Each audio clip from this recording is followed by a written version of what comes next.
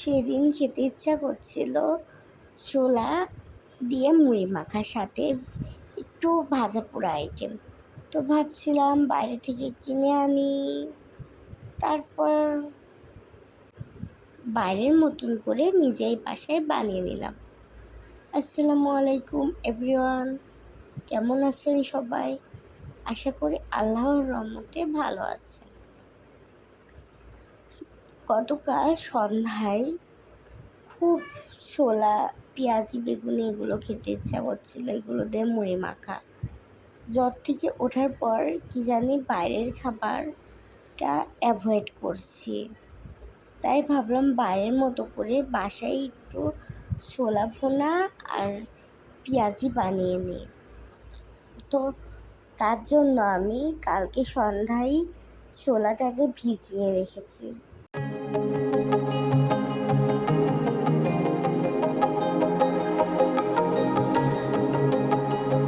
তো ছোলা যেহেতু রান্না করার আগে ভিজিয়ে রাখতেই হয়, তাই ছোলাটাকে আমি সব মশলা দিয়ে সেদ্ধ করতে দিয়ে দিলাম, যেমন পেঁয়াজ, রসুন, আদা, জিরা বাটা, আর সাথে আলু ছিলেও দিয়ে দিয়েছি। আর সাথে তো সব গুঁড়া মশলা যেমন হলুদ, গরম মশলা, ধনিয়া, শুকনো মরিচ, এই গুঁড়াগুলো আছে। এগুলো দিয়ে আমি সেদ্ধ বসিয়ে দিয়ে আলুটা কেটে নিয়েছি, আর সাথে একটু ছোলার ডালও ভিজিয়ে দিয়েছি পেঁয়াজও বানানোর জন্য। আর এখন আলুটাকে আমি সেদ্ধর ভেতরেই দিয়ে দিব, যাতে ছোলা ভুনাটা একটু মাখো মাখো হয়। তারপরে আমি একটু শসা কেটে নিচ্ছি, কারণ শসা ছাড়া তো এগুলো খেতে ভালোই লাগে না আমার, তাই আমি একটু শসাটাকে কেটে নিচ্ছি।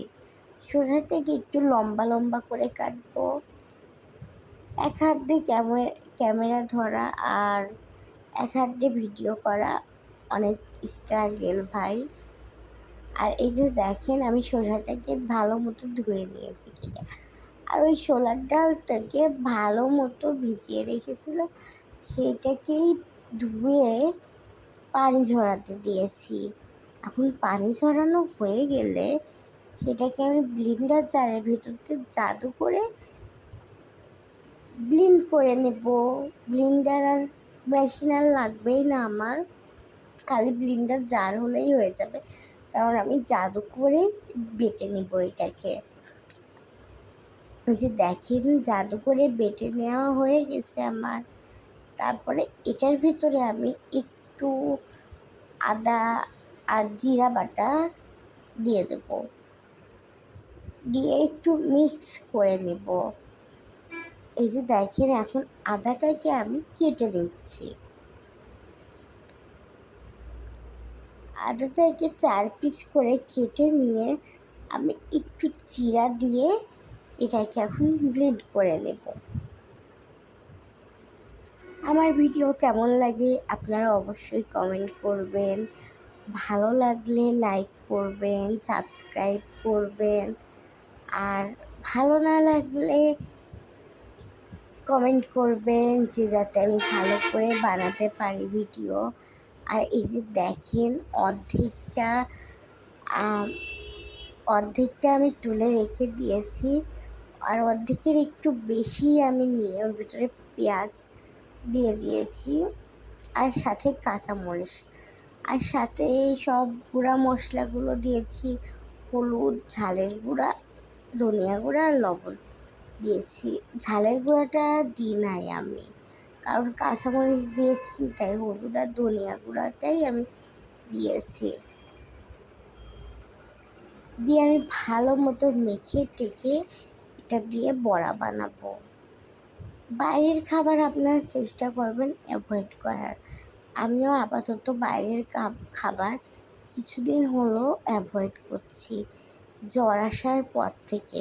আর হ্যাঁ, যেটা বলছিলাম, আমার ভিডিও যদি আপনাদের ভালো না লাগে আপনারা ডিসলাইক করবেন, আর কমেন্ট করে বলবেন, যাতে আমি ভালো করে ভিডিও বানাই। কীভাবে বানাতে হবে সেটাও আপনারা কমেন্ট করে জানাবেন।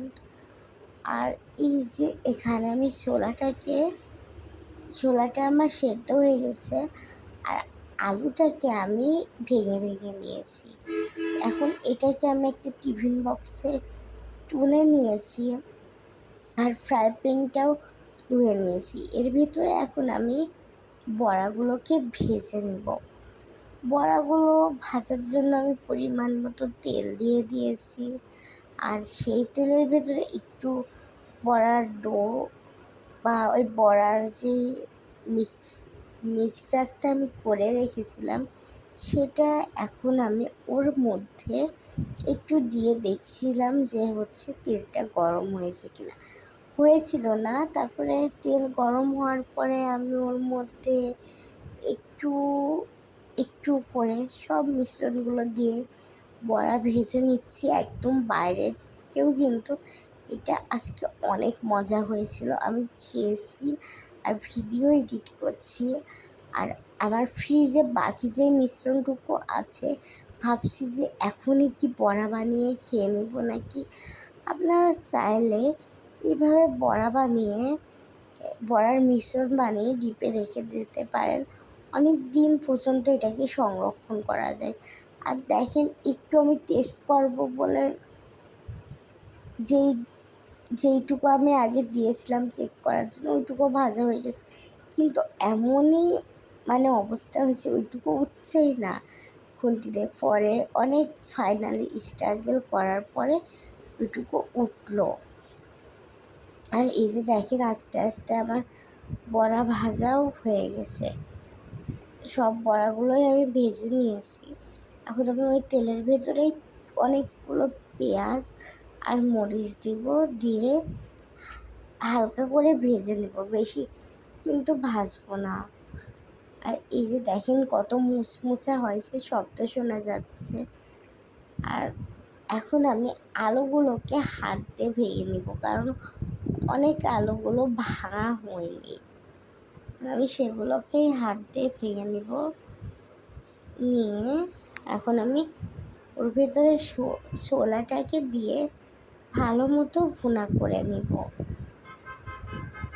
আর একটু পানিও দিয়েছি যাতে মাখো মাখোটা হয়, যেহেতু পানিগুলো শুকিয়ে গেছে। আর টিফিন বক্সের গায়ে অনেক মশলা লেগেছিলো, তাই একটু টিফিন বক্সটা পানি দিয়ে ধুয়ে একটু দিয়ে দিয়েছি মশলাগুলো।